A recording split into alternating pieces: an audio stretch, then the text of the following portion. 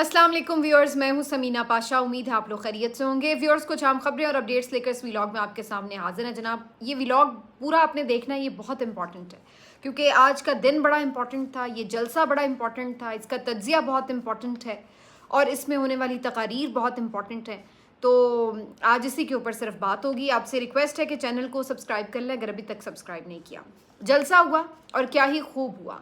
Containers containers containers everywhere, और इसके बावजूद भी कारकुन बड़ी तादाद में निकले, अपने तौर पर निकले। ज़्यादातर कारकुन जो थे वो खुद से पहुंचे, ये मुझे कह लेने दीजिए। ख़ास तौर पर पंजाब के कारकुनों में ज़्यादातर कारकुन खुद पहुंचे, ज़्यादातर लोग खुद पहुंचे। बड़े कम लोग थे कोई रुकने असम्बली जो उनको लीड कर रहे हो, ज़्यादातर खुद आए। हाँ, केपी से बड़ी तादाद में काफ़िले आए और उनको मुख्तलिफ लीडर्स ने लीड किया। इस्लामाबाद से आए और तमाम लोग जो बलूचिस्तान और सिंध से आए, तो ये सब लोग ज़रूर काफ़िलों की सूरत में आए और उनको कोई ना कोई लीड कर रहा था। लेकिन बहरहाल यहाँ पर हमें ये कहना पड़ेगा कि पंजाब के लोगों ने फसाइयत के बावजूद, जुल्म के बावजूद निकले हैं और पहुँचे हैं। बहुत बड़ा क्राउड था, नो डाउट अबाउट इट। और बग़ैर लीडर के, यानी आपको मालूम है कि लीडर नहीं वहाँ पे तकरीर करेगा, लेकिन इसके बावजूद भी इतनी बड़ी तादाद में लोगों का आ जाना। और फिर ऐसा नहीं कि कोई फ्री हैंड है, फुल आपको पता है कि आगे कुछ भी हो सकता है और किसी भी वक्त इस हुकूमत का दिमाग ख़राब हो जाता है, और हुआ भी। उसके ऊपर आगे चल के बात करते हैं। लेकिन इसके बावजूद लोगों ने किसी चीज़ के खौफ को खातिर में नहीं रखा और वो निकले और पहुँचे और एक बड़ा जलसा किया जिसका एक बहुत बड़ा इम्पैक्ट भी है और एक मैसेज भी है। जलसा गांव में भी बहुत तादाद में लोग मौजूद थे, रोड्स के ऊपर बहुत मौजूद थे। अली अमीन गंडापुर का तो काफ़िला बिल्कुल जलसे के टाइम और ख़त्म होने के बाद ही तकरीबन पहुंचा। तो बहुत इस हवाले से कुछ थोड़ी बहुत मिसमैनेजमेंट भी थी, देखने में आ रही कि कब से जलसा शुरू हुआ हुआ है और जो मेन बंदा है वो बहुत देर से पहुंच रहा है। तो इस तरह की चीज़ें थी, जाहिर है।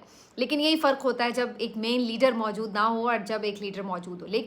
लेकिन इसके बावजूद लोगों का जोश जज्बा देखने के लायक था। उन्हें पता था कि हम इमरान खान की रिहाई के लिए ये जलसा कर रहे हैं, तो कारकुन उनका पुरजोश था। बहरहाल इस जलसे में जैसे लोग आए वो मैंने आपको पिछली वीडियो में तफसील बताई, आप वो देख सकते हैं। लेकिन पहुंच गए। अब उसके बाद क्या हुआ, बहुत सारे जलसे में सरप्राइजेस थे। एक तो हमने ये देखा कि आज इमरान खान साहब का एक वीडियो पैगाम जारी किया गया, कुछ उनके पुराने क्लिप्स को लेके, कुछ एआई जनरेटेड, और उस तरह से मिला के आखिर में इमरान खान साहब का पैगाम लोगों को बड़ी स्क्रीन पर दिखाया गया। तो उसको देख के जाहिर है कि वहाँ के जो लोग थे वो पुरजोश भी हो रहे थे और कुछ अफसरदा भी हो रहे थे, मिस कर रहे थे अपने लीडर को। तो वो एक हमें नज़र आया कि काफ़ी एक इमोशनल था। एक और जो बड़ा सरप्राइज़ था वो मुराद सईद साहब का मंजर आम पर आना था। वो ख़ुद ज़ाती हैसियत में वहाँ नहीं थे, लेकिन उन्होंने भी एक वीडियो पैगाम अपना रिकॉर्ड करवा के वहाँ चलवाया। इससे दो बातें पता चली। एक तो माशाल्लाह से बिल्कुल खैरियत से हैं वो, क्योंकि उनकी खैरियत से मुतालिक भी कुछ दिन पहले अजीबोगरीब अफवाहें चल रही थी। तो ये कम अज़ कम हुआ कि उनकी खैरियत मालूम हो गई इस वीडियो को देख के कि वो ठीक है। और उन्होंने भी एक बड़ा जज्बाती सा पैगाम, वीडियो का पैगाम जो था वो रिकॉर्ड करवाया हुआ था, जो कि यहाँ पे चलाया गया। और उनको भी आपको पता है वालिहाना मोहब्बत करते हैं पीटीआई के कारकुन, तो उसने भी एक जोश जज्बा नया किस्म का उनके अंदर भर दिया। उन्होंने एक हलफ भी लिया जलसे के शुरका से, और जो कि अरशद शरीफ शहीद के जो अल्फाज हुआ करते थे उससे उन्होंने वो स्टार्ट किया। और इसके अलावा उन्होंने बड़े जज्बाती अशार भी पढ़े और इमरान खान साहब का मैसेज भी पढ़ के सुनाया। और इस तरह से एक तकरीर उनकी ये चंद मिनट की थी जो कि चलाई गई स्क्रीन के ऊपर। उसके बाद जो इंटरेस्टिंग चीज़ें थी उसके बारे में बात कर लेते हैं। बैरिस्टर गौहर ने खिताब किया, उनका एक जैसा खिताब हो सकता था वैसा ही था। हमाद अज़हर ने खिताब किया। आज खालिद खुर्शीद के खिताब को काफ़ी अहमियत मिली। उसकी वजह ये थी कि एक तो उन्होंने एक डेडलाइन भी दी और उन्होंने कहा कि अक्टूबर से जो स्टूडेंट्स हैं उनके एहतजाज शुरू हो जाएंगे। तो एक तो उन्होंने ये डेडलाइन दी कि सितंबर है, आपके पास 22 दिन बचे हैं, इसमें इमरान खान को रिहा होना चाहिए। दूसरा उनका एक डायलॉग जिसके ऊपर काफ़ी बात हो रही थी, उन्होंने कहा कि जब भी कोई डिक्टेटर आइन पे पेशाब करता है तो फिर कोई ऐसे लीडर पैदा होते हैं कि जैसे अयूब ने किया तो जुल्फ़िकार भुट्टो पैदा हुआ, और ज़िया ने किया तो नवाज शरीफ पैदा हुआ, और अब ये जो हमें नज़र आ रहे हैं मोहसिन नकवी साहब पैदा हुए हैं। तो वो ये कहते हैं कि जी ये इन लोगों की पैदावार है। बड़े सख्त जुमले थे इनके, खालिद खुर्शीद के। लेकिन काफ़ी जांबाज किस्म का इनका ये खिताब था। दूसरी तरफ अचकज़ई साहब ने आज जो खिताब किया, उन्होंने कहा कि मुझे तो हैरानी होती है कि इतनी बड़ी ताकत है पाकिस्तान तहरीक इंसाफ और फिर भी इनका लीडर अभी तक जेल में है। तो वो बड़ा इस बात को मतलब आप समझ लें कि पीटीआई के लीडर्स और कारकुनों से ज़्यादा उन्होंने इस चीज़ को इम्पोर्टेंस दी कि पीटीआई के पास इतनी बड़ी अवामी ताकत है और इसके बावजूद अभी तक अपना लीडर रिहा नहीं करवा पा रहे। इससे कम लोगों के पास होती है अवामी ताकत, इसके बावजूद लोग इनकलाब बर्पा कर देते हैं। तो अचकज़ई साहब ने ये बात भी की और उसके बाद उन्होंने फिर इस बात की तरफ इशारा किया कि चीज़ें जो हैं वो इमरान खान की रिहाई के बगैर हल नहीं होंगी। इसके बाद जनाब शेर अफजल मरवत साहब ने भी खिताब किया। आज के जलसे में हमने ये भी देखा कि जो फवाद चौधरी साहब हैं, फैसल चौधरी साहब हैं, ये लोग भी पहुँचे, मुसर्रत जमशेद चीमा और इकबाल चीमा साहब ये भी पहुँचे। यानी वो लोग जो पीटीआई को छोड़ गए थे लेकिन अब वो पीटीआई के ख़िलाफ़ वो कभी नहीं बोले। और खैर फवाद चौधरी साहब तो काफ़ी अर्सा जेल में भी रहे और मुसर्रत वगैरह जमशेद चीमा वगैरह की भी फैमिली ने काफ़ी कुछ सफ़र किया। तो बहरहाल अभी तक वो उस तरह से तो नहीं है कि अनाउंसड हो के जी वो पीटीआई के बाकायदा हिस्सा बन चुके हैं, लेकिन उनकी हमदर्दियाँ ज़ाहिर है पीटीआई के साथ हैं।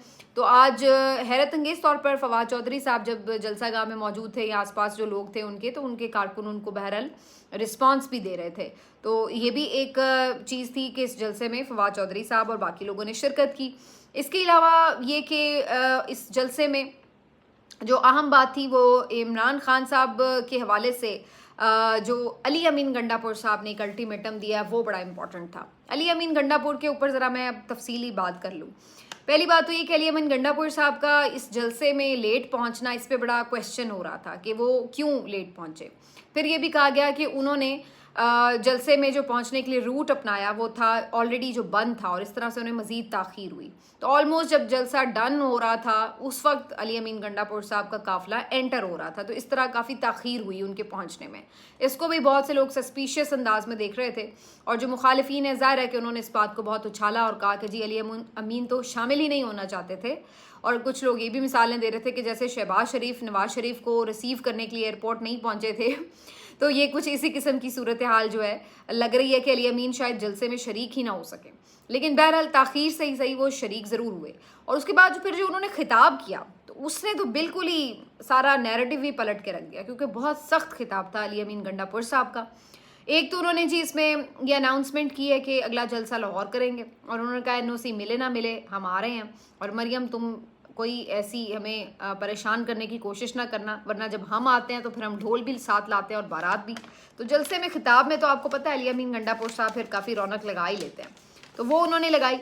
फिर उन्होंने साथ में एक और बात की, उन्होंने कहा कि अब आपके पास दिन बड़े कम हैं, 1-2 हफ्तों के अंदर केसेस ख़त्म होने चाहिए और हमारे लीडर को रिहाई मिलनी चाहिए, वरना फिर आप देखेंगे कि हम खुद अपने लीडर को कैसे रिहा करवा लेंगे। तो ये एक बहुत बड़ी स्टेटमेंट थी जो उन्होंने दी।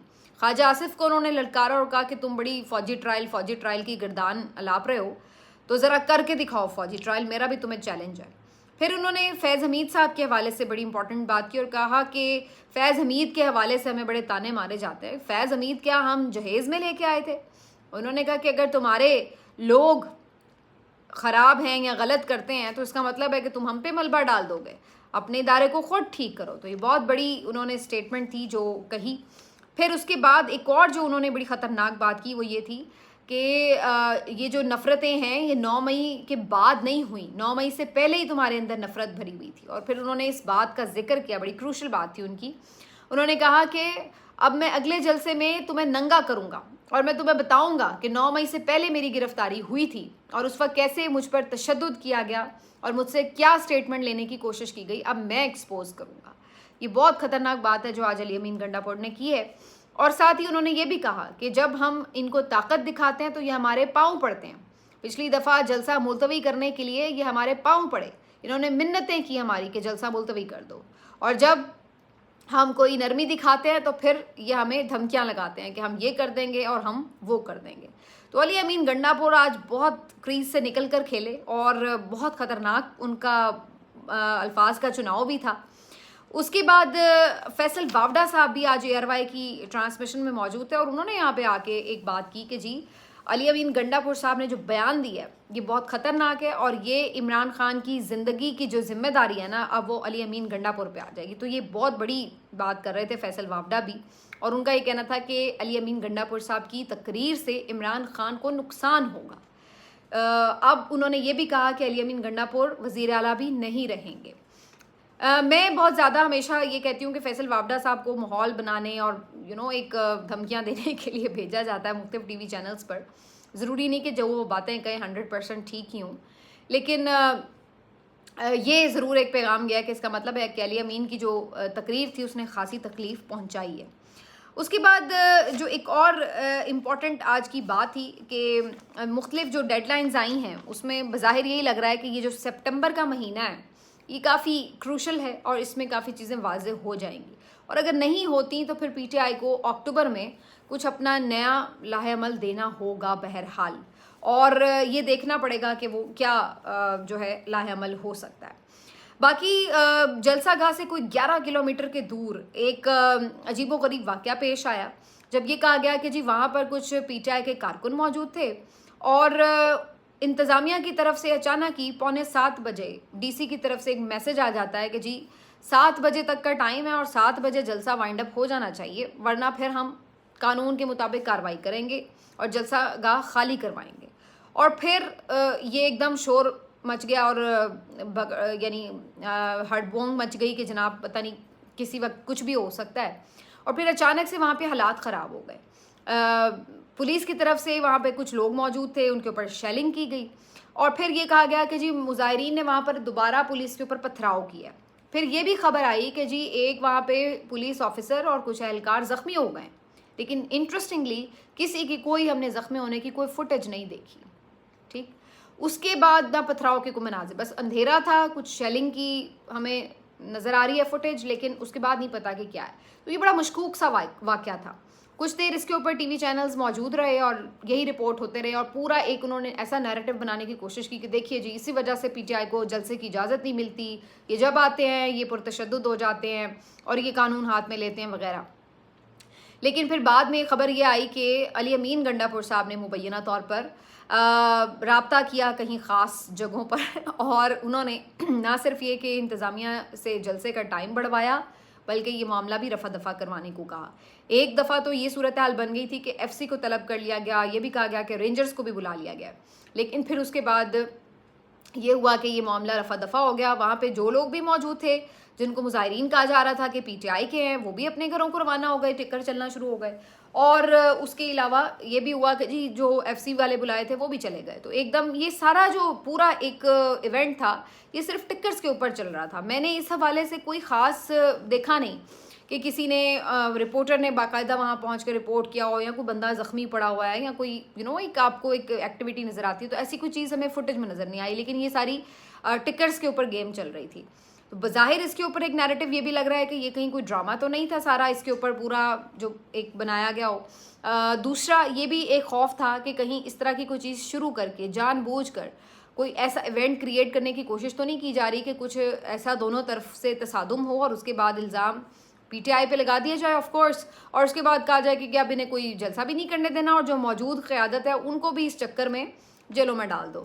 तो इस तरह की भी एक पूरी फ़ज़ा बनी थी एक मरतबा, और पूरा हमने देखा कि साथ ही हुकूमती लोग आके शुरू हो गए कि जी ये ऐसे हैं वैसे हैं और वगैरह वगैरह। तो ये एक अजीब सा इवेंट था, लेकिन अच्छी बात यह है कि बहरहाल जैसे तैसे भी सही, लेकिन इसको टाल दिया गया और फिर बाद में जलसा जारी भी रहा और काफ़ी रात गए तक फिर ये जलसा जारी रहा, और फिर उसमें अली अमीन गंडापुर साहब ने बाद में तकरीर की। तो ये सारी चीज़ें हुई। जलसा कितना कामयाब था, कितने लोग आए थे इसके ऊपर, कुछ लोग बहुत मज़ाक़ ख़ेज़ किस्म की कमेंट्री करते हैं, मेरी तो समझ में नहीं आता कि क्यों अपना मजाक बनवाते हैं। अब इस दौर में आकर ना आप झूठ तो बोल नहीं सकते भाई। अगर अच्छा जलसा है तो चाहे मुखालिफ का है तो इसमें कह देने से कोई प्रॉब्लम नहीं है कि हाँ भाई ठीक है अच्छा जलसा है, और अगर नहीं है अच्छा जलसा तो सबको नज़र आ रहा होता है कि नहीं है। लेकिन एक मज़ाक़ ख़ेज़ अंदाज में आप ये कहें कि जी 2000 लोग थे, जी 3000 लोग थे, जी 5000 लोग थे, तो ये अपने आप को डिसक्रेडिट करने वाली बात है। अच्छा, सियासी मुखालिफिन से तो हम ये एक्सपेक्ट करते हैं कि वो तो ज़ाहिर नहीं मानेंगे कि जी अगला बंदा ताकतवर है या तगड़ा है, वो तो कहेंगे कि ये गैर मकबूल है हमेशा की तरह। हालांकि मेरा ख्याल है सियासी जमातों में भी अब इतनी गुंजाइश होनी चाहिए, इतनी आला ज़रफ़ी होनी चाहिए कि अगर कोई अच्छा पावर शो कर रहा है तो आप उसको तस्लीम करें फ़राख़ दिली के साथ। लेकिन चलिए वो तो मजबूर हैं अपनी सियासी रिवायात के हाथों, लेकिन कुछ सहाफ़ी भी, चले नाम नहाद ही सही, लेकिन वो भी इस सारी जंग में कूद पड़ते हैं और ये साबित करने पर तुले रहते हैं कि जी ये तो 400 लोग थे या 600 लोग थे। तो ऐसे लोगों को तो जवाब देना ही मेरा ख्याल फजूल बात है कि इनको आप नहीं मनवा सकते। ये अपनी ड्यूटी पे लगे हुए हैं, इनको काम ही ये मिला हुआ था, इनका टास्क ही ये था कि जी आपने किसी भी तरह ये साबित करना है कि जलसा फ्लॉप था। हालांकि अगर देखा जाए तो इतनी रुकावटों के बावजूद और मेन लीडर के एब्सेंस के बावजूद इतनी बड़ी तादाद में क्राउड का आ जाना और यहाँ पे एक जलसा हो जाना इतने मुश्किल हालात में और इतने फियर्स के बावजूद भी, ये खुद अपने आप में एक बहुत बड़ी कामयाबी है। और अगर आप पूरी रियासती मशीनरी भी इस वक्त PMLN को सपोर्ट करने के लिए लगा दें, इसके बावजूद भी मियाँ नवाज़ शरीफ के लिए, आसिफ जरदारी के लिए, मरियम नवाज़ के लिए, शहबाज शरीफ के लिए, बिलावल भुट्टो के लिए कभी इतनी आवाम जमा नहीं हो सकती जो आज आपको नज़र आ रही थी। चाहे ये पूरी रुकावटें तो दूर की बात है, पूरी मशीनरी लगा लें, ये इस वक्त इनके लिए मकबूलियत का आलम है। लेकिन इसके बावजूद भी इस कदर सहाफ़ती बददियानती हमें नज़र आती है कि अफसोस होता है कि लोगों ने अपने आप को किस हाल तक पहुंचा लिया है और ये किस तरह आप अपना इस तरह से मजाक बनवा सकते हैं। अब अगर कल JUIF का जलसा अच्छा था तो हम कह रहे हैं कि भाई अच्छा जलसा तो, हालांकि वो नहीं था, ख़त्म नबूवत कॉन्फ्रेंस थी, लेकिन एक अच्छा बड़ा इज्तिमा था, तो क्यों अंधों की तरह हम बोल रहे हैं कि नहीं था। तो ये एक अजीब सी मेंटालिटी है जो मेरी समझ से बाहर है कि किस दौर में आप जी रहे हैं। और कुछ PTI वालों ने भी आज अजीबो गरीब काम किए कि पुरानी फुटेजेस लगा के बता रहे हैं कि जी ये जलसे के लिए लोग आ रहे हैं। भाई इसकी ज़रूरत क्या है? या तो ये हो ना कि आपके नहीं हैं लोग मौजूद तो फिर भी बात है, आपका तो ऑलरेडी इतना अच्छा क्राउड है, तो फिर आप नई वीडियोज़ लगाएं, रिसेंट वीडियोज़ के साथ अपना जो भी आपने लोगों को दिखाना है बताना है बताएं। गलत वीडियो लगाते हैं, फिर वो आरिफ अलवी साहब भी बेचारे ट्रैप में आ गए, उन्होंने भी एज इट इज़ उसको कोट कर दिया कि हाँ जी बड़ा ज़बरदस्त, बाद में पता चला जी वो पुरानी वीडियो थी। तो इसके ऊपर फिर मजाक भी बनता है और फिर जो सही वीडियोस होती हैं उसके ऊपर भी लोग क्वेश्चन करना शुरू कर देते हैं कि नहीं जी ये भी नहीं है। तो मेरा ख्याल है इस तरह की चीज़ें इस दौर में सोशल मीडिया के ज़्यादा देर चल नहीं पाती। अगर मैं इधर आज एक गलत वीडियो पोस्ट करूँ ना तो अगले 4 मिनट के अंदर सारी क्रेडिबिलिटी मेरी ज़ीरो हो जाएगी, आत्मा रोल के रख देंगे सोशल मीडिया एक्टिविस्ट, सब बता देंगे कि जी ये जाली है या कुछ है। तो बात वही करनी चाहिए जो हकीकत पर मबनी हो, और जानबूझकर इस किस्म की हरकतें करने से उल्टा PTI के नैरेटिव को भी नुकसान पहुंचता है। लेकिन बहरहाल अदर दैन दिस जलसा ओवरऑल अच्छा था। उसी के ऊपर भी अगर आप वीडियोस देख लें और तस्वीर देख लें तो पता चल जाता है। तस्वीर पे तो चलिए बहुत से लोग ये इल्ज़ाम लगा देते हैं कि फ़ोटोशॉप्ड है, लेकिन वीडियो तो बहरहाल वीडियो ही होती है। लेकिन अब इस सारे मामले के बाद अगली कहानी क्या है? अगली कहानी ये है जनाब कि एक इसमें इजाफी बात भी बता दूं कि ABN न्यूज़ जो है वो जलसे की कवरेज कर रहा था और इस चैनल को बंद कर दिया गया। वैसे यार थोड़ी बहुत कवरेज तो मुख्तलिफ चैनल्स ने की है, लेकिन मेरा ख्याल है कि उनके एंगल पे शायद कोई एतराज़ होगा कि उन्होंने पॉजिटिव रिपोर्टिंग की होगी कि जी ज़बरदस्त जलसा है, तो मेरा ख्याल है इस वजह से नरगे में आ गए। अदरवाइज़ तो जियो न्यूज़ भी दिखा रहा था, हमारे चैनल GNN ने भी दिखाया और भी काफ़ी चैनल्स ने दिखाया जलसा, और कुछ तकारीर भी अली अमीन की कुछ हिस्सा दिखाया। तो बज़ाहिर में मुझे लगता है कि उन्होंने कोई उसकी एक पॉजिटिव रिपोर्टिंग की है जिसकी वजह से उनको फ़िलहाल ऑफ एयर कर दिया गया चैनल को। ये अफसोसनाक बात है और अगेन वही बात कि फस्तायत का मुजाहरा हर चीज़ में इस हुकूमत का जो एक हमें चेहरा नज़र आता है वो ये कि फस्तायत। तो बहरहाल ये सब आज के दिन की ओवरऑल समरी थी, लेकिन येस एक स्ट्रॉन्ग मैसेज गया है और इससे क्या असर होगा, इसके असरात आपको अगले 1-2 हफ्तों में नज़र भी आएंगे। लेकिन मैं साथ ये बता दूं कि हुकूमत अपना एक आखिरी हल्ला बोलने की पूरी कोशिश करेगी। ये मैंने आपको शायद 1-8 दिन पहले भी बात की थी कि अगले वीक में, और अभी ये कहा जा रहा है कि मे बी सुबह ही आइनी तरमीम या जुडिशल पैकेज के हवाले से कोई सरप्राइज़ हुकूमत दे सकती है। और अब इन्होंने अपनी भी ताकत दिखानी है तो उसके लिए ये भी कोई आखिरी हद तक जाएंगे। तो ये अब सारी चीज़ें बड़ी तेज़ी से होते हुए हमें डेवलपमेंट्स नज़र आएंगी इस वीक में। तो आगे लेकिन PTI को बग़ैर मतलब एक लीडर और फिर इतनी सारी रुकावटों के बावजूद इस तरह का ज़बरदस्त जलसा करने के ऊपर यकीनी तौर पर आज बड़े वो मुतमईन होंगे। और मेरा ख़्याल है कि इमरान खान साहब को जब इस बारे में पता चलेगा तो वो भी इस चीज़ को काफ़ी सराहेंगे और एक नई उसमें जान ज़रूर पड़ती है तहरीक में, और अगला जो जलसा है वो इससे ज़्यादा बेहतर ऑर्गेनाइज़ करने की कोशिश भी की जाएगी। मिलते हैं आपसे अगले व्लॉग में, अपना ख्याल रखिए, अल्लाह हाफ़िज़।